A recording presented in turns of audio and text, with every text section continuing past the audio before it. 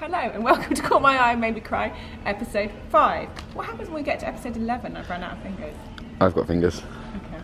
So it's my weekly roundup of the ads that are working and room for improvement in the paid social landscape. And what I thought I'd do today is take 3 brands that I really like and look at the ads they're running and see if they caught my eye or made me cry. Now the first one is an ad from This Works, and the reason that I am suddenly into This Works is because I have a subscription to the Glossy Box beauty box, and This Works sent out a really cool product actually, which was like a cream and primer and mask in one, which I've been using, so you know, distribution of products via beauty boxes works. This works. I like your products.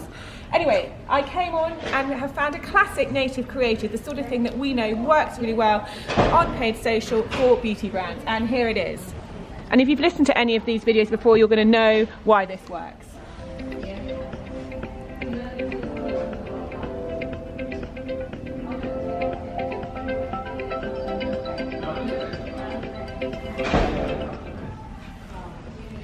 Little bit short, could have some talking in it, but basically it's got a few of the hallmarks that makes beauty products sell in the paid social landscape, and that is real people, product demonstration and benefits all in one. So take those 3 things, yes, real people use this product, here's how they do it and here are the benefits, mash them all up into one video, you've got a native creative, and that works for This Works.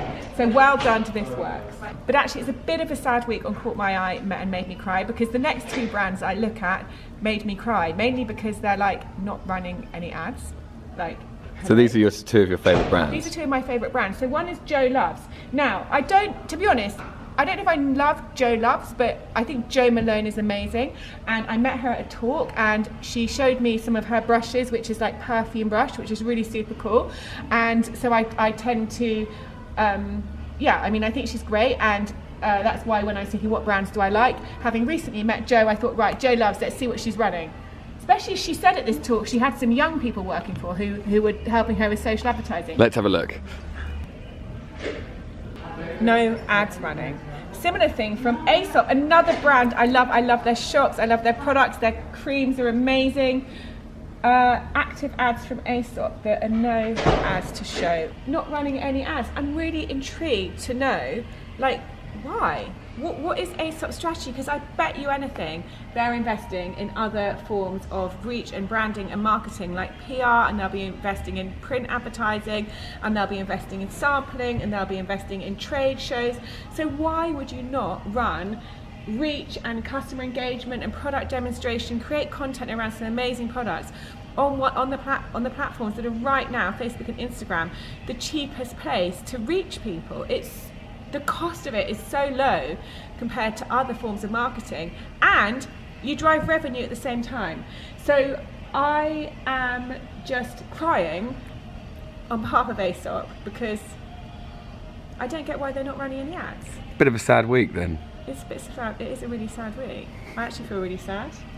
The thing is, I know that if you ran ads for Aesop, it's so the whole goal of any brand is to acquire customers and drive repeat purchase. That's how brands in the fast moving FCMG, what do they call it? Fast moving consumer goods category grow. That's their purpose. That's what they have to do. They have to acquire customers, then sell more to those customers, and create this bubble of a loyal customer base who you acquire with a hero product and you sell more to. And I know that for both Aesop and Jo Loves, just from what we see, they do have products that are super good. You think they'd fly on social? Of course they'd fly on social, on paid social.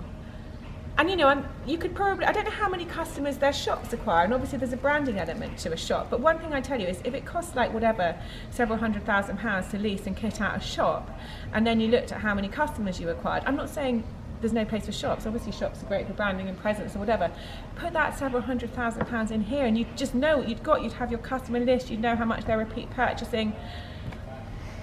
So it's a sad week. Well, let's fingers crossed for the future.